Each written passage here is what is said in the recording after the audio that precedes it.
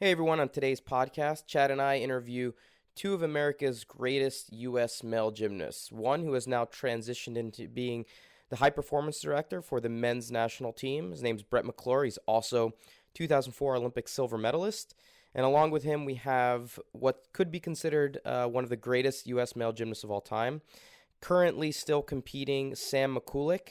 Sam is a six-time U.S. national champion, two-time Olympian, and still current top guy in our country.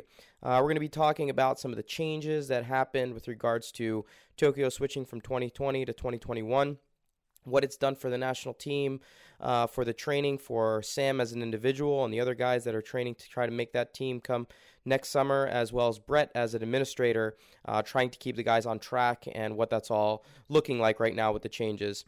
I think it's a very timely episode, and I hope you guys enjoy it.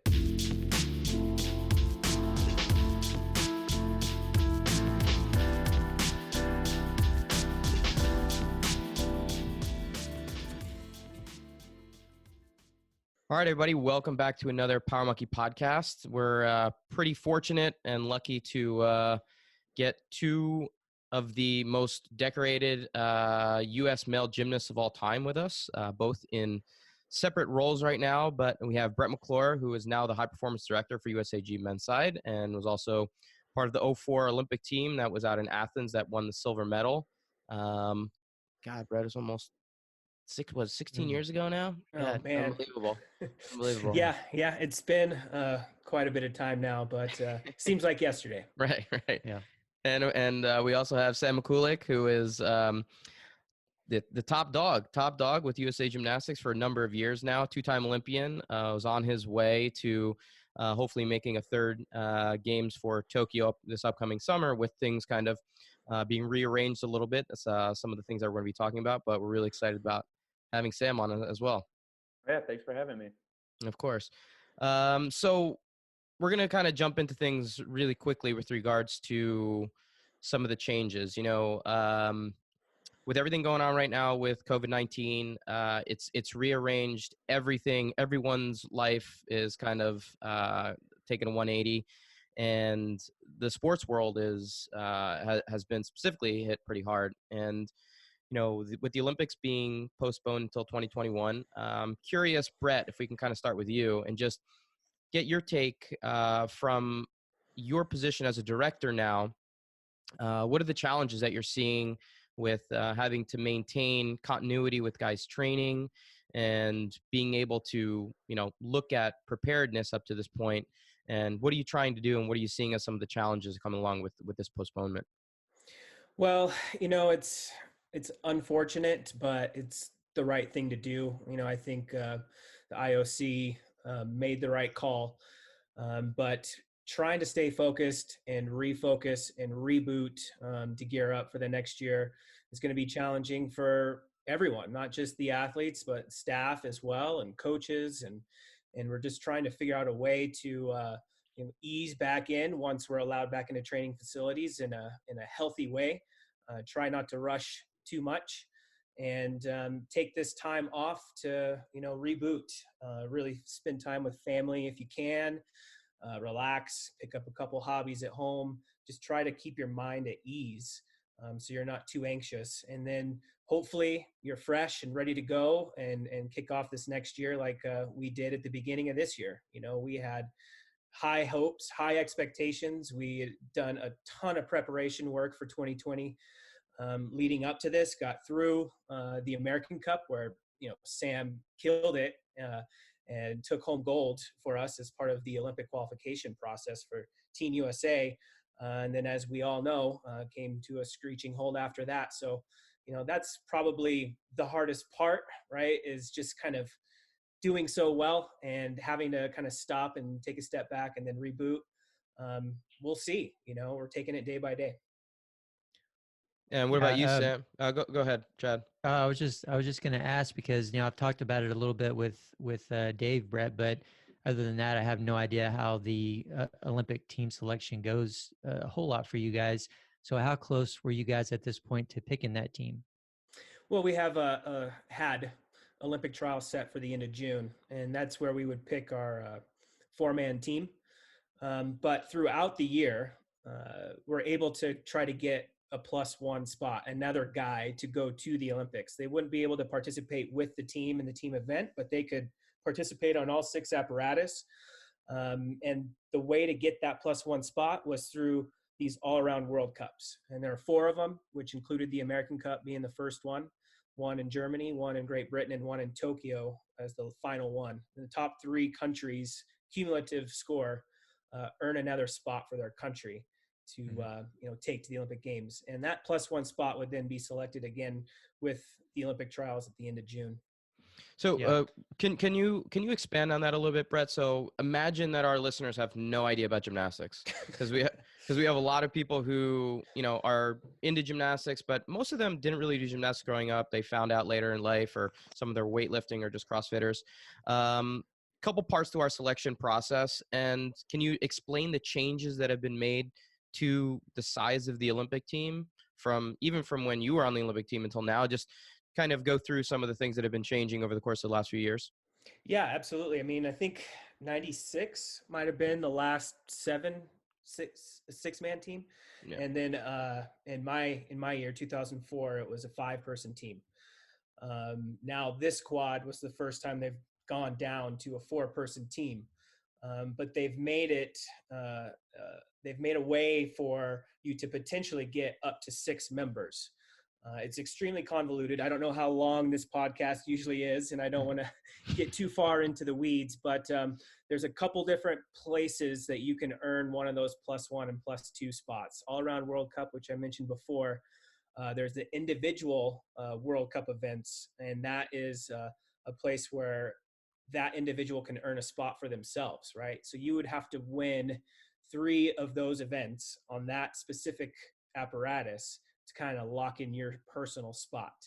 And then the third and final way to get a +1 spot is through the Continental Championships, which in our case is the Pan American Championships. And we'd have to be 1 or 2 in the all-around finals at the Pan Am Championships and get another +1 spot for your country.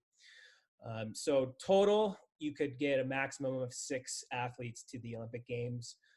But from the last World Championships, we were qualified as a team. So we've already locked in our 4-spot team place into Tokyo. So that's the best way I can explain it. There's a lot more details, 6 other criteria that play a factor in it as well. But there are still some people in the sport today that don't understand the Olympic qualification process. It would be nice at one point in our lives where they simplify the rules enough to where the people that are actually in the sport actually get it, let alone the people that are just watching in the stands. But that's incredibly confusing. And the thing that I think most people should take away is that it's 4 people competing on the next Olympic team, not 5 or 6. It's a 4-man team. Well, I'm with you guys there. I have no idea how they're going to select this year's Olympic team. It was a little more simple back in my day, but there's things called Roby points and all kind of different things going on. I have no idea. So I'm with you guys. But Sam, you're 28, is that right? 27. 27. Okay, I'm sorry I gave you that extra year. That's all right. They've been doing it for years. Yeah. But you will have another year to your life when this next Olympic comes up. We're still over a year away. And, we talked about this with Dave a little bit. He was 28 in 2008 in his Olympic Games. Adding a whole other year, does that do you have any fear about that? Because 28 is on the older side of high-level competition in weightlifting and gymnastics, I would say. And along with that, do either of you guys think that in another year, there could be someone in a better position to fill one of those 4 spots than there are now? A lot can happen in 1 year, that's for sure. Right now, I am very aware that I'm on that older side of the spectrum. And so what I've really done very well this past quad is stay healthier than I have when I was younger. And so a lot of that has been me really just being in tune with, not pushing the boundaries of what I think my body can actually do, and just be smart with my progression. And so with this long break that we're having, what I have to do at home right now is just stay lean, stay fit, and just fire the muscles that, are gymnastics related, so that once I do get back in the gym, I can gradually and safely get to, where I was before this whole quarantine started. And, there is concern, but I think the best thing that I have learned that will help me more than other people is the fact that I've listened to my body more than I think a lot of other athletes have. And if anything, that's something I wish I could tell everyone Yeah. to take their time, because it's going to feel rushed coming from a month and a half off of no training. Everyone's going to want to get back really, really fast. The best Right. thing to do is pace yourself and really slow it down. The games really won't be for a whole year, and it's going to be fun to get back in the gym. But at that point, it's like, all right, let's actually talk with our coaches, strength and conditioning, and our trainers, and make sure that when we get back in the gym, we are as safe and as smart as possible. Yeah, that's a great answer. I'll tell you that I didn't even halfway figure things out until I was 31, and I'd already gone to 2 Olympics. So that was a little unfortunate on my part. And it sounds like you're in a much better position. So honestly, no, it took me 2 Olympics for me to finally start listening to my body too. and well, a bunch maybe of that's a injuries common too. theme. Maybe it takes everyone two times or a certain amount of time. Let's hope not. Let's hope not. Yeah, But no, let's hope not. Hopefully people will, we're in a position to, and especially with social media these days and things like podcasts, we can share our knowledge and information, and hopefully more people will listen and learn from our mistakes, right? Yeah, that's the hope. That's the hope for sure. Sam, you're in kind of a unique situation, being that, I mean, from the 2016 Olympic team, you're the only one that's still training. Is that correct? Yeah, got a So, whole new refresh of guys. yeah, exactly. So, I mean, the value that you bring to the team, aside from just the scores, is a considerable amount of experience. And basically, the guys that have been training up to this point that have all looked like they could potentially be contenders for Tokyo have maybe 1 world championships, maybe 2 world championships under their belt. Some of them have no, world level competition under their belt. And none of them for sure have any Olympic experience other than you. How do you view that experience in terms, and Brett, I want to ask you the same question too, but how do you view that experience in terms of giving you a leg up once you can get back into the gym, and knowing that even though we have 14, 15 months, whatever it is before Tokyo actually happens, having gone to 2 Olympic Games, knowing what to expect and knowing how the selection process works puts you in a much better position? Do you think that has value there? The best value that I think, having been to 2 games, is learning or trying not. I've learned how not to freak out in the preparation for the games. And I think that's the only thing that really can take away, because you can't practice the pressure of the Olympic Games. And something I really try to do, when we get into these world champion situations for guys that haven't been a part of the big Olympic or world stage competitions, is I just try breaking it down with brutal honesty and, tell them all my experiences and how, open communication actually will help get you through these stressful times, because there's so many times you just want to bottle it all up and say you're tough and I can handle the pressure, and then you get out there and it just builds up on you. And so something I really wish someone had done for me when I was going through my first world championships or Olympics was to really just break down the fact that they were scared too, that nerves are a huge thing, and if you can open up on that certain level and you can indulge all these concerns, you're going to be able to overcome them with a group. And being able to share that load is going to be way easier and lighter on you when you do get out on that competition stage. And, now that other guys have this experience, we've got only a couple guys, and kind of like you said, we've got a whole nother year of younger guys to rise up to, the challenge, and, a little more experience for them as well. There's going to be a lot of, new things happening with everyone starting from scratch and coming back. And it's going to be very interesting to see how everyone handles this new pressure. And, it's going to be an exciting year. That's always going to be the case come the Olympic Games. Yeah, I think that's a really good perspective on things. Brad, what do you think? Absolutely agree 100% with Sam. Him and I will be the only 2 Olympians or with Olympic experience heading to the games into Tokyo. And that includes staff. We have a new president, we have a new VP, we have a new pretty much everything. They're all trying to navigate this craziness we call the Olympic Games. So communication, like Sam mentioned, has been a big part of this quad, big part of the culture change for everybody on this team. We've tried to create platforms for all of us to share our experiences openly, so we can take that information and come up with the best plan on how to go out there and execute. A perfect example was this last year's World Championships. We barely qualified into the team final, regrouped, talked about what our strategy is, what we've done in all of our preparation, and went out and hit 100% at team finals, which was awesome. And it was much needed by the entire team, and created more trust. So when we get back in the gyms and we're at training camps together, we continue to push that intensity, continue to push that communication, and make it a priority. So when we get out to the Olympic Games, it's not any different, right? And that's the biggest thing. You got to stick to our plan, stay in our bubble, go out there and execute. Keep it simple. Don't overthink. There's a lot of hoopla surrounding the Olympic Games, and it's very easy to get caught up. Sam can tell you too that there's just sponsors trying to pull you in one direction, family members trying to pull you in a different direction. The organization needs you to, talk to media. A million things going on all at the same time. And so our job is to block it all out, get into the village, hunker down, and stick to the plan. Yeah, you guys really said a lot of things there that were very meaningful to me. You know, Sam, you said something like,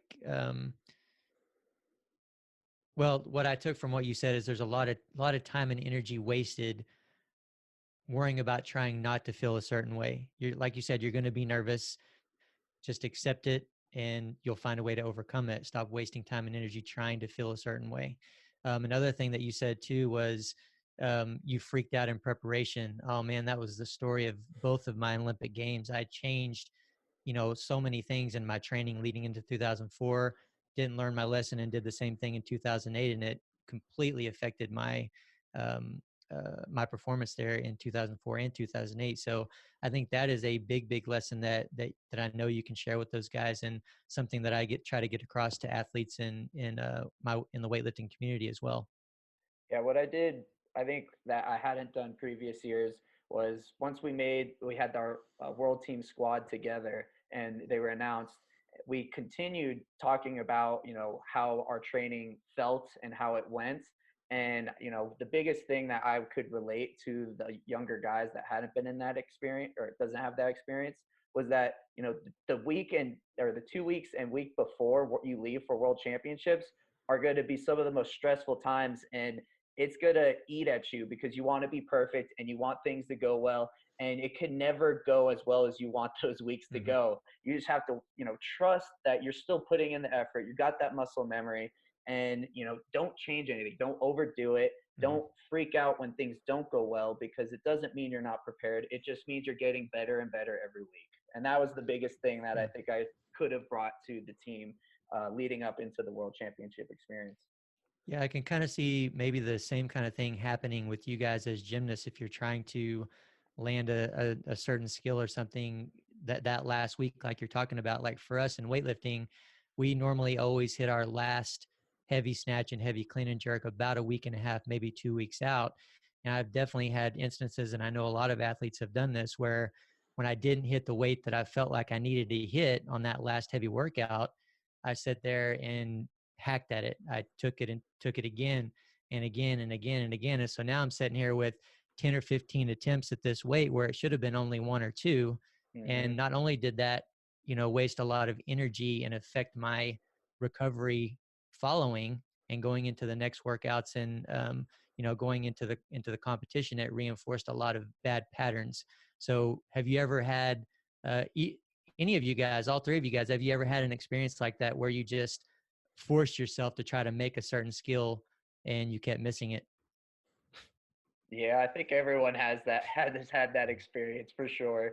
It's something where you get in your head, and if you don't feel like you can catch that skill or make that skill, and you're going to keep doing it, and all of a sudden it's going to become that thing once you get out on the competition floor that you're worried, like, oh, I hope I don't fall on this, like I have been the whole week leading into this preparation. And that should never be the mentality, because if you're thinking about not falling, all you're actually thinking about is falling. And so it's about trying to really manage what is actually going on in your brain, and, telling yourself that you got this and positive reinforcement, even when things don't go well. Find the silver lining. Yeah. Yeah, I love that. I love the mentality. I think every athlete at a high level kind of ends up going through those things and has those challenges that they've overcome from a mental standpoint. I think one of the things that most people don't really recognize, and we talked about it a little bit, but I think everyone looks at gymnastics as an individual sport. And to me, it's always been more of a team sport, especially at the highest level, than an individual sport. And I think, Sam, your ability to have that experience to pass along to the other guys that you'll be competing with, hopefully come Tokyo next summer, is invaluable. You know, those kind of things are going to go a long way in being able to kind of help give that team that sense of, okay, what is it going to take to be able to get out on the competition floor and feel comfortable? My question for you guys, for both of you guys, like, what was your expectations for this summer? I mean, you're coming off of World Championships where you guys hit very well. I mean, it was probably one of the most successful from a hit percentage standpoint in years. You're still off the medal podium. Countries like China, Japan, and Russia are continuing to kind of skyrocket with their talent level and producing of really high level athletes. Where do you guys see Team USA right now? And what was the expectations going into Tokyo this summer? And do you see that changing now that you have another 14 months before it actually happens? Maybe Brett, you can start out. Yeah, absolutely. So to answer your question on expectations for Tokyo, it's stick to the plan, right? Again, hit percentage is a big deal. Go out there and do your job. And that's really all you can focus on. Don't think about what's out of your control. We are significantly behind these other teams in difficulty. Where we can excel is that hit percentage. And some of these teams, like Japan, for example, has got some young guys coming up that are going out there, and this could be their first major international competition. 3 up, 3 count is no joke. At home, too. No joke. Yeah, and at home. It's a pressure cooker. If you're confident when you raise your hand and you knock out, all your routines, you give yourself the best chance, right? And then we'll just see where we end up. Honestly, I mean, obviously we want to be on that podium, but we cannot make that kind of the light that leads us. It's about the job at hand. It's about the routines, and it's about the gymnastics, and it's about that performance. And what Sam has done as far as bringing that experience, that team mentality throughout this entire quad, is trickled down into most of our national team members, where anyone can step into that role now. It doesn't just have to be Sam that's the leader out there on the competition floor in team finals. It can be any of the other guys. They all have experience now and understand what that mentality is. And it's a huge part of gymnastics, this team event. And it's kind of, for all of us here in this country, the main priority, right? We want to be Team USA. We want to be on that podium for Team USA. We want to bring hardware back to everybody at home. And that's priority number one. Everything else is kind of secondary. And, I think having that attitude going into an Olympic Games is the only thing we can do. It's the best strategy that we have. And our expectation is go out there and do what we've been doing in the gym. Yeah, and for me, going into the games, in the team competition specifically, I knew it would be tough for us to make it onto the medal podium.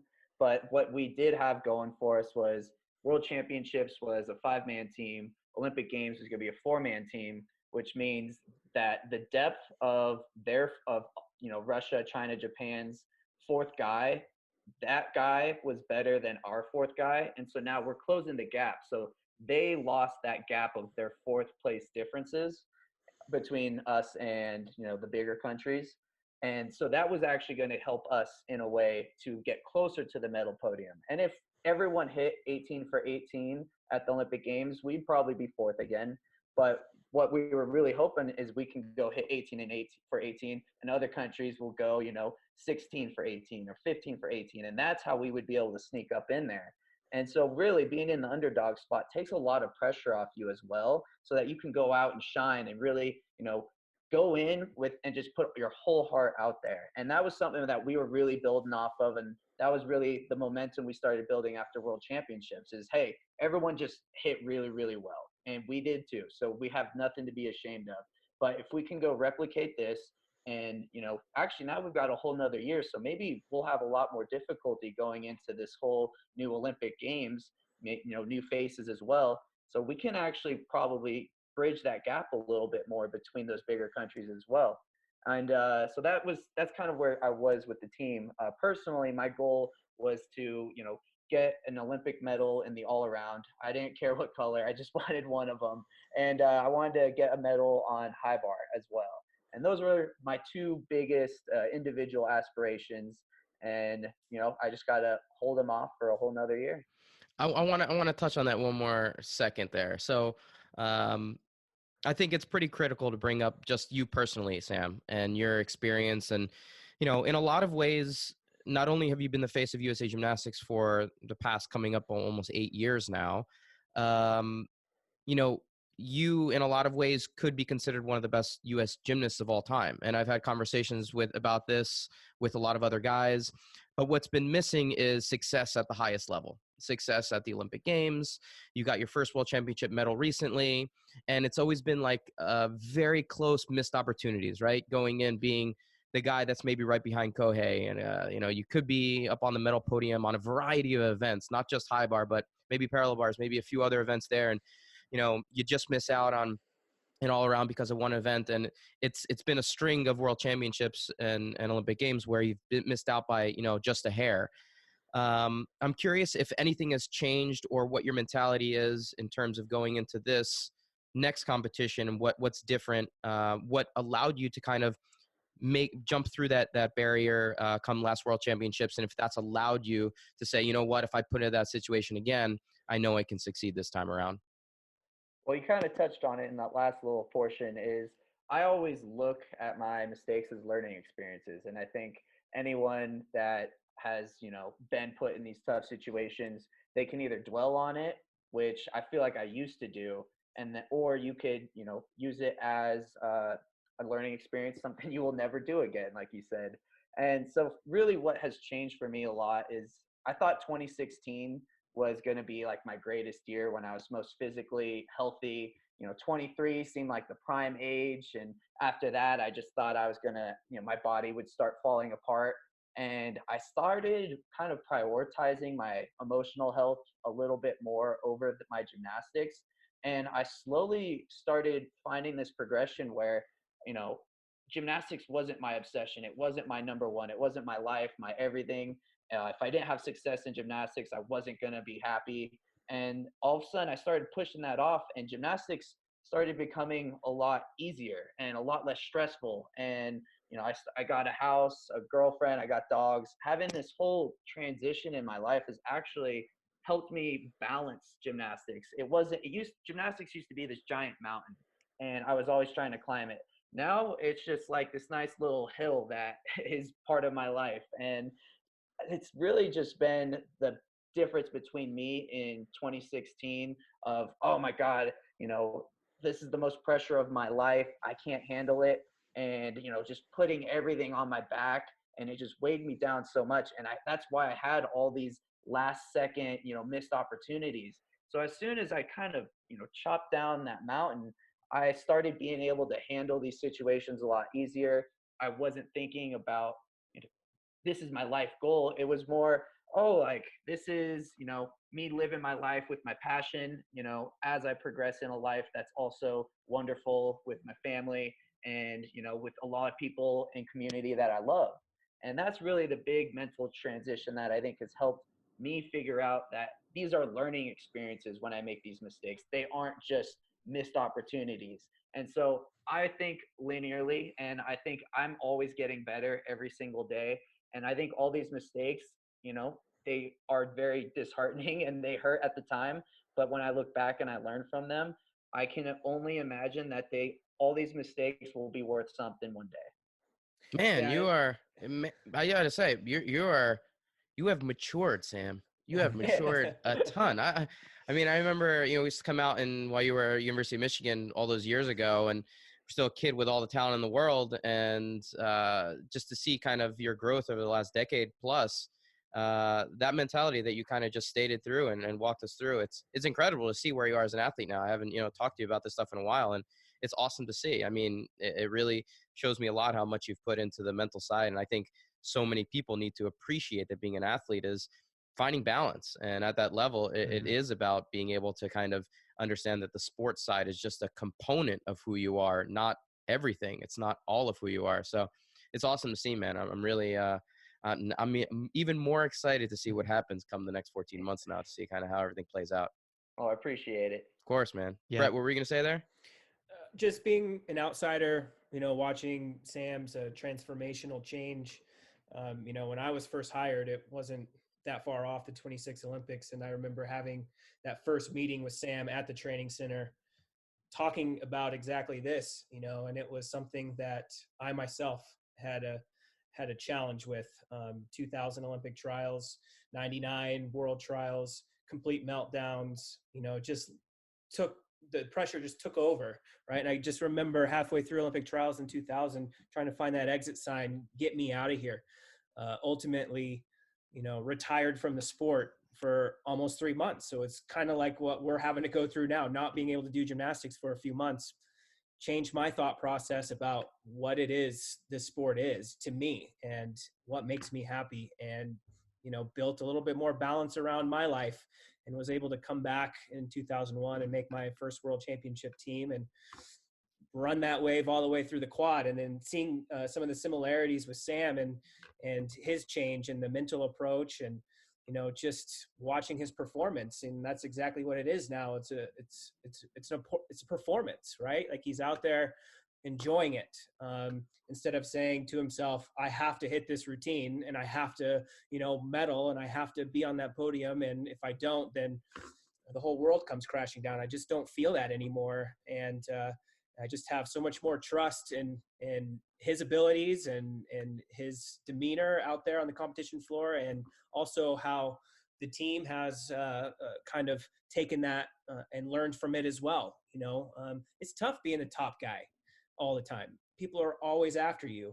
And if you let it get to you, then it's not enjoyable. And then ultimately your performance suffers, and then you leave the sport with regret or, some kind of resentment feeling, right? So I don't see that at all now. I think, people have seen what he's done mentally and try to do the same in their own, athletic careers. And it's really kind of helped build the team culture. I feel like all the guys are kind of in a really good place right now. And it's only going to get better with these 14 months. Yeah, you guys keep talking about balance, and it is such an interesting, critical balance that you have to find if you want to perform at your absolute best. And it really reminded me, Sam, as you were talking about the movie Cool Runnings. You guys have seen that, right? Oh, yeah. You haven't seen that. Oh, you need to go watch it, man. I mean, yeah, there's a really good quote in there that I carry with me a lot. It says something like, talking about getting an Olympic medal, if you're not okay without the Olympic medal, you'll never be okay with it, right? So we have to have these goals. We have to have these goals that we want to achieve, for you guys with the team, Sam, for you as an individual, and you have to have them. They've got to be there in your head, but you also have to have freedom from them at the same time, right? As a teacher of weightlifting in the community that we're in, I spend so much of my time teaching that, because if you don't have the ability to free yourself of the results that you want and the goals that you have, you're not going to be able to be in the moment, 100% in the moment, the way that you need to be able to execute as the way that you need to. And you can do that when you can zone in, then those results, those goals that you have are nothing but a byproduct. And it's really cool to hear you guys kind of say that in your own words, and to know that that is your mindset of not only for you, Sam, but for you, Brett, as their leader, and that's trickling down to the rest of the team. Yeah, that's beautiful. I need to watch that movie. Oh, absolutely. I can't believe you're an Olympian and you haven't. Yeah. Actually, something Brett has done really well is when we do have our team meetings, he doesn't just ask, how's your training? Are you doing this? Are you doing your rehab? It actually starts usually with, what are you doing outside of the gym? How are you balancing? What's something you want to do after gymnastics? Like, where is your mind outside of the sport? And that's something that I don't think a national team coordinator has ever done before. And it really just, I think, has opened up this whole new team, because I've never been a part of a national team that has had as much camaraderie as we have at this current point in time. Let me ask a question in that regard. Brett, has there ever been and not to say anything bad about any other national team coordinators, but has there ever been one that was an Olympian, or are they usually former Olympians? I don't think so. I mean, that makes a huge difference. We talk about that so much with Power Monkey, and the advantage that we feel like we have as coaches is that we do have a talent for teaching and coaching. But when you combine that with the experience of a high level athlete, these types of things that you've learned that have been beaten into you through the failures and the trials and tribulations that you've gone through. You have that advantage. And so I think, it makes so much sense to me knowing, Brett, that you're maybe the first director that is the former Olympian that you've been able to portray that to the athletes. Yeah, it's definitely a piece of the puzzle that I try to tap into. But like Sam said, I really, as a person, use that holistic approach, that I learned myself, like I just mentioned from the story, 2000 Olympic trials, and it was a hard learning experience, but it made me who I am and made me the coach that I am today. That I think has been effective, and just the focus on the athletes themselves and trying to get them to figure out their own way has been very, very enjoyable. And I was able to have some success at the NCAA level and have basically all facets of the sport covered, from club, college, elite, and my own personal experience. That culmination of everything together really spoke to me in this position as a high performance director, and being able to tap into every single one of those resources and give it to the next generation has been extremely gratifying. I mean, it's their team, and I work for them, and I try to just supply as many tools to them as possible, and they can take it or leave it. Ultimately, they're the ones out there raising their hand, and they deserve all the credit for all their success. So it's been an exciting quad, to see that transformation in the team culture and to be a part of it. I'm extremely grateful and thankful for it. And silver lining, we get another 14 months of it, right? Getting prepped for Tokyo once again. I actually do want to pitch into the, having an Olympian be our high performance director. Something that happened at our World Championships, it was a very rough World Championships for our qualification day. And honestly, previous times, it would be a moment where all the athletes probably would have been screamed at or yelled at because of how poor of a performance day we had.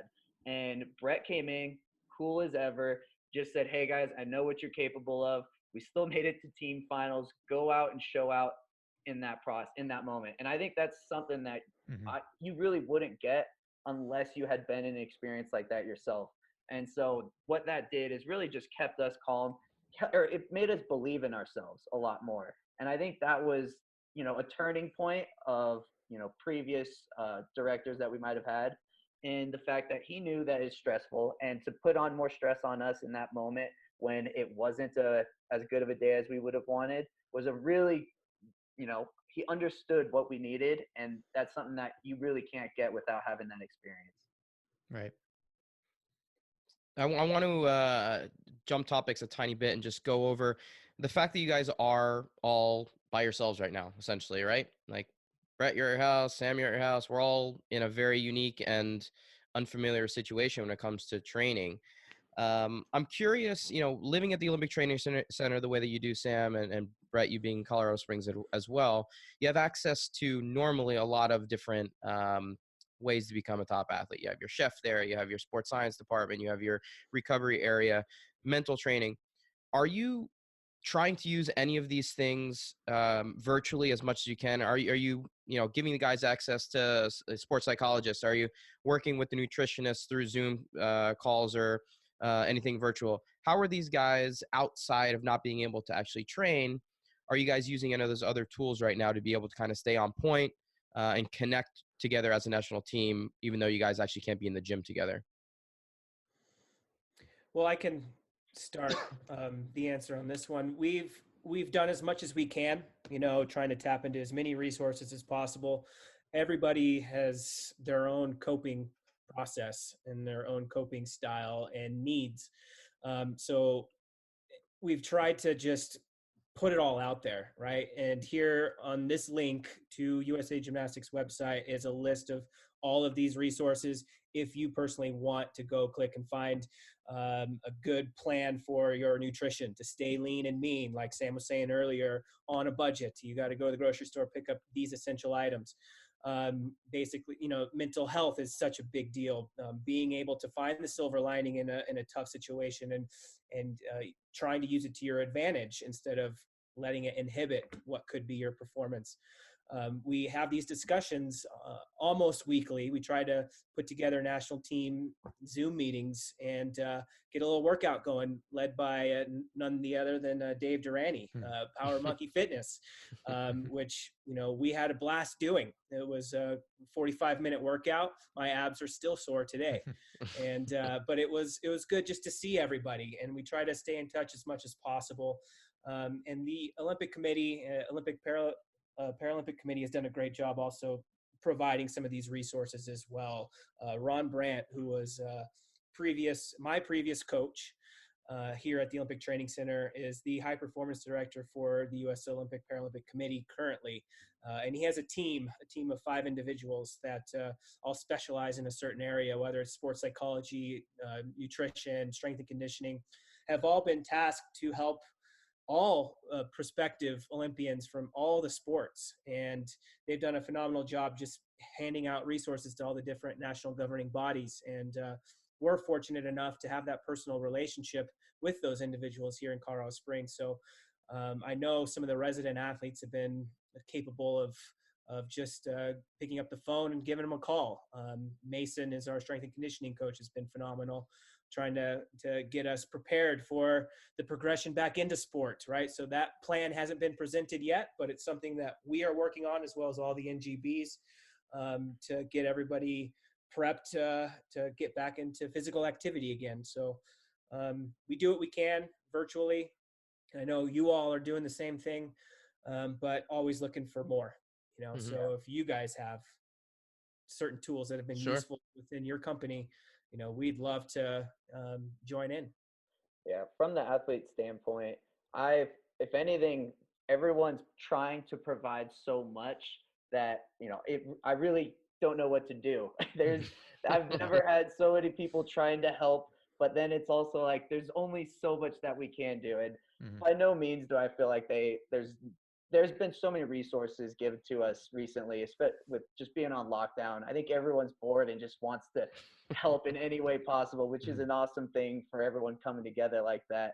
But really what they've done, being at the training center for as long as I have, is, they've taught me, all the things how to eat properly, how to diet properly, how to rehab properly, how to strength and condition. And I've just, I've learned over these years essentially what is going to be good for me. And so, they do want to, look over and say, hey, this and this.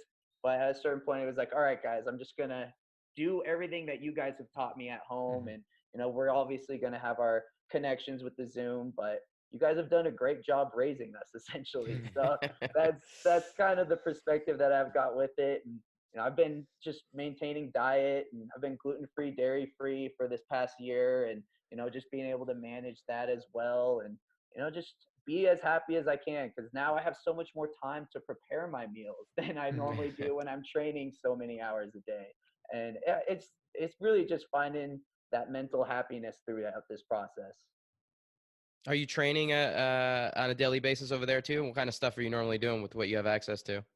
So I have a physio ball, parallettes, dumbbells. I've got 2 mushrooms, one with pommels, one without. And I've been running with my dogs a lot. And yeah, I just pretty much put together, I've got 5 sheets, one for lower body, one for core, one for gymnastics, one for, oh gosh, there's 2 more, but I cannot say right now. I can't remember what they are. But essentially every day I'll break down and go through those lists and make sure I just hit all parts of my body. And if some part is more sore on one day, I'll back off on that one and make sure I'm not overdoing it, because it's something that still can happen in this process. Sure. Yeah, Love that. definitely easy for a lot of people to overdo, especially in the CrossFit community.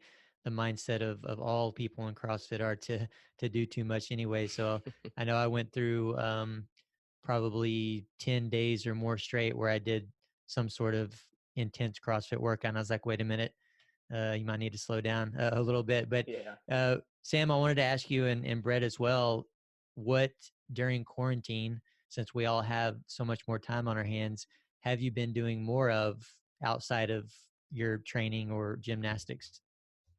I have been doing a lot more cooking, a lot Nice. more just, we've had really great weather recently in Colorado, which has been nice. So just been sitting outside. My girlfriend and I have been playing a lot more board games Yeah. and just been playing more video games too. Um, yeah, just tending to the dogs. That's as you can hear. Yeah. I've always enjoyed cooking, but definitely taking it to a whole nother level. Making fresh pasta from scratch probably Nice. wasn't in the plan. Even a few weeks ago. But I have a new baby girl who's just over 4 months old, so I've enjoyed spending much more time with her. Yeah. And my fiance. So she's also in the coaching world, so she's on as many Zoom meetings as I am. So we're playing pass with little baby Mia between Zoom meetings, which has been kind of fun. Yeah, that's awesome. What a blessing, man, that you get that little bit of extra time with a young one there. I was always fortunate that I got to spend more time than most parents do with my little one as well. But you can probably take some cooking tips there from Dave. He's quite the chef himself. He always likes to bring up that I wear an apron when I'm in the kitchen. I'm like, yeah, I like wearing an apron when I'm cooking. Yeah. Every time I think about Dave cooking, I envision him in the kitchen with an apron on by itself, nothing else. I don't wear anything else underneath. It's no big deal. Yeah. No big deal. No big deal. Yeah, Brett, what you're saying about my wife Sadie is due in 2 weeks now, and I was supposed to be on a cruise next week, doing a fitness cruise. Both Chad and I and a bunch of other coaches were supposed to be on a fitness cruise 5 days before the baby was born.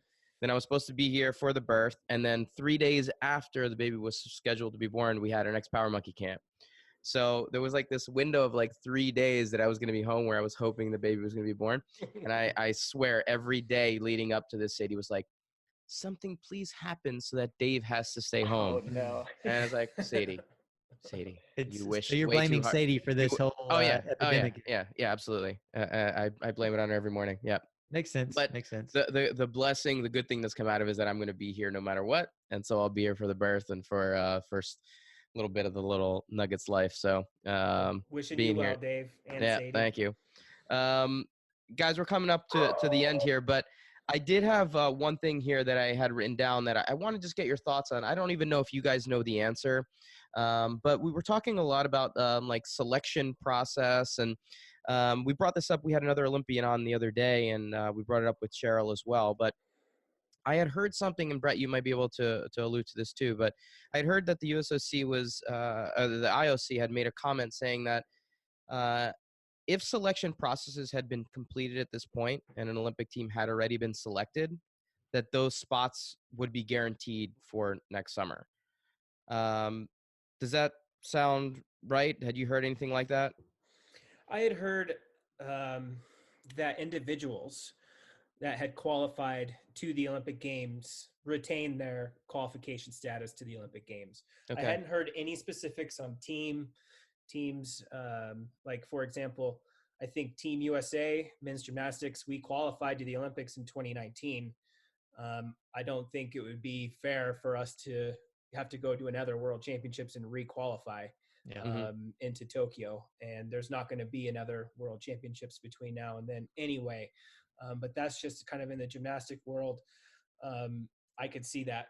But as far as like team selection, that I think is totally up in the air at this time. Yeah. You still have to make the team 12 months from now, because a lot can happen in this amount of time.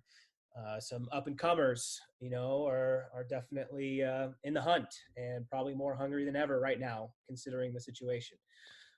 So I think to be fair, to allow that opportunity to be selected to the team, I think is a real thing.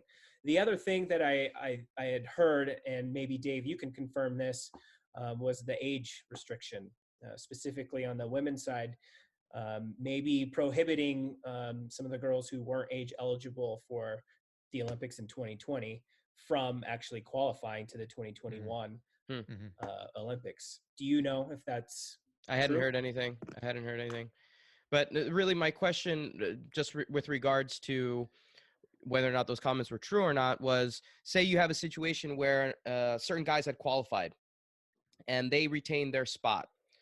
Now, some other guys in another country hadn't had their selection process done yet.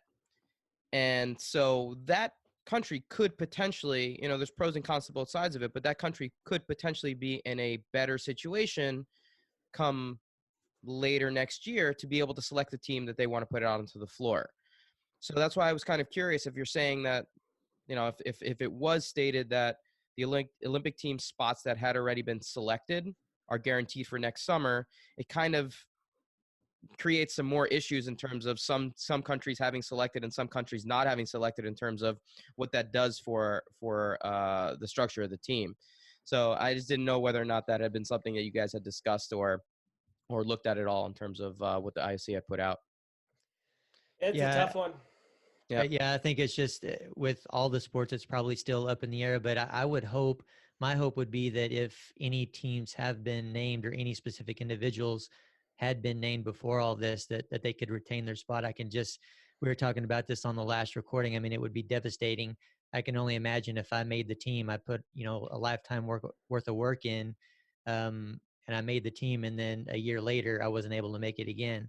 There's something to be said for putting out who is in the best shape, at the time. But man, this is just an unfortunate circumstance. But that kind of aside, Brett, knowing that the Olympics are over a year away, and being that it was coming up very shortly here in just a few months, it was supposed to be contested.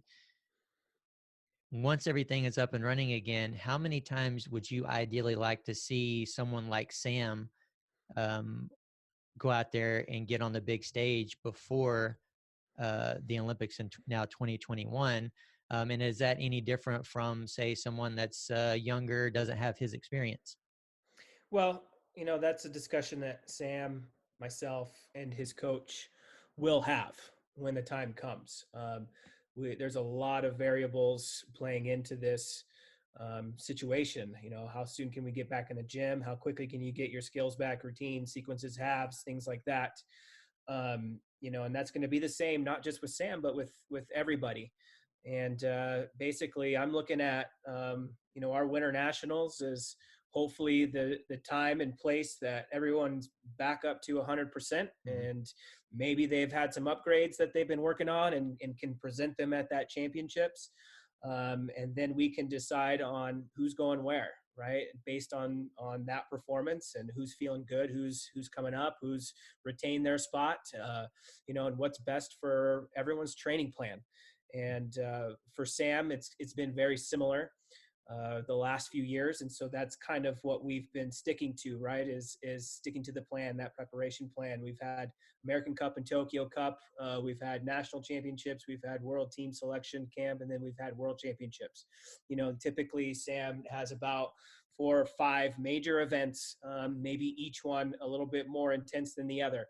And it's a curve for an entire calendar year. And that's what's worked for him. Other guys like to compete. Some guys like to go every weekend. They're part of NCAA program, and it's a really great environment for them to get that competition experience. Who hasn't been out on the international floor that might be in the hunt? Maybe that person shows up at that winter championships and puts himself in a position to earn a spot for experience leading up to USA's and Olympic trials in the Olympics. So there's just so much to plan for and to think about. And as we all know, this is such a fast-paced, moving pandemic, things could change within a few hours. That it's been exhausting making plans and having to cancel them. Yeah. So finally, after weeks of doing all of that, kind of calm down, take a step back, and let's just wait a little bit longer before we start making those steps. Right. Sam, not to put you on the spot, what do you want to do next year? Yeah. Well, I really liked what our plan was this year, and so if anything, just replicate what we were going to do this year for next year. And what we've been doing a lot recently, the past 3 years, I've been going to Tokyo Cup, just try to get myself as acclimated and learn everything that I can about the travel to Japan, how fast I can get prepared, and really just make that like my temporary home for a little bit, so that when I do get out there for the big competition, the Olympic Games, that it's a lot more comfortable. And I've gone through this a bunch of times, and so that's been the big competition every year that I think has been a progression going into for this whole quad going into 2020/21 now. Yeah, we've been very fortunate to have so many experiences in Japan, not just Tokyo Cup, but we've got a great relationship with the city of Funabashi. Their high school boys program has probably the best men's gymnastics facility in the world, and they've welcomed us in as part of their family every year for the last couple of years, and been able to really get in touch with their culture and like Sam said, be familiar with it and be very comfortable in those surroundings and understand what it's going to be like when 2021 happens now. So I feel like a lot of the guys on national team have had that opportunity. We've, like I said, been so lucky to work with the city of Funabashi and their mayor to be able to get, if not all, our national team guys out there, and most of them. That's fantastic. We've always seemed to have a really strong relationship with the Japanese program, and them being always one of the top teams in the world has been, I think, beneficial for the Team USA guys as well. But it's awesome to hear that you guys have had the opportunity to go and train out there that often. And Sam, especially you, being able to get kind of the lay of the land prior to leading up to Tokyo. I think that's a great kind of step forward getting ready for next summer now. Yeah, there's a lot to learn. I mean, it's a 15-hour time change. It's a 10-hour flight. What are you going to eat? What's the humidity like? How's the equipment feel? How's the chalk feel? These are all things that you need to really figure out before you can actually go and do what you feel comfortable with, compete like how you train, and being able to just figure all that out beforehand helps the entire team. And we've had a lot of guys make this trip. I think I've been to Japan close to 5 times in the past 3 years. And, I was going to get 2 more, hopefully, or I was hoping to get 2 more this year, but, that's a lot of travel to Japan. And I've definitely felt pretty happy to have had those experiences. That's awesome. That's a testament to, Brett and the program as well, to be able to set those things up so you guys have the opportunities to acclimate and get used to all of those little things. I think most listeners that have no idea other than watching Olympics on TV, they have no idea that the humidity factors into how you hang onto a bar, or that a wood bar versus a fiberglass bar matters in terms of how you swing, or, that each country's manufacturer of equipment feels different in a different setting. So there's all these things that you really need to get a feel for before you actually go out there. So, the more experience plays such a huge role in being able to feel comfortable. So that's huge. Yeah, all the little things add up and make the biggest difference. That's for sure. Yeah. Hey, guys, I think we're going to be coming close to an end here. And we normally ask a couple of questions here. Chad, I'm actually going to save you from our question in this case. I think this shouldn't count. That's not fair. we normally ask just to kind of get a running total on how bad I'm beating Chad at this, but which sport you prefer, weightlifting or gymnastics. But I think we know the answer to that one here. Yeah, we're a little biased. Yeah, I'll tell you guys, we've probably done maybe 20 recordings, and I think my tally is 2. So, and one of them might have been me. So. Oh, geez. Yeah. So we got a lot of gymnastics friends out there. I just urge everyone to select gymnastics whenever they're asked the question. But Well, I am a fan of being behind Dave. I'm ready to make that comeback. I'm going to put my rally cap on. Exactly right. Exactly. There you go. But thank you guys so much for the time. I appreciate it. I know you got a lot on your minds right now. Brett with the new baby, and Sam getting ready for now what is 2021. But the time that you guys are able to put out there for our fans and our listeners is much appreciated. So thank you very much for sitting with us today. Yeah, no worries. Thanks for having Yeah, us. did Yeah, you thank either you. of you guys have any last minute words you wanted to share with the listeners, or um, anything coming up? None of us have anything coming up right now, but anything you want to share, and where can they keep up with you? They can keep up with us, or at least me, on social media. I don't post all too often, but I might be putting out a couple little workout things because it seems like everyone in the sport seems to be doing that. Yeah. What's your But account, Sam? it's at Samuel Mikulak. It'll probably just be Instagram and Twitter and whatnot, Facebook. But other than that, I think biggest part is just staying happy, staying safe, and staying in shape. Those usually the three things I'm just trying to live by throughout these Mhm. quarantine days. Absolutely. Yeah, I mean, like Sam said, safe, happy, healthy, stay at home. You know, it's going to be still some time to come before we're able to get things back to what our new normal is going to be. But you know, let's all do our part and, you know, be smart and do the right things. And looking forward to, you know, everything coming up in the future when we get there. Yeah. Absolutely. Hey guys, it was a pleasure meeting you both and chatting with you. And before we get off here, Dave, did you have any updates from Power Monkey that you can share with the listeners? Anything coming up?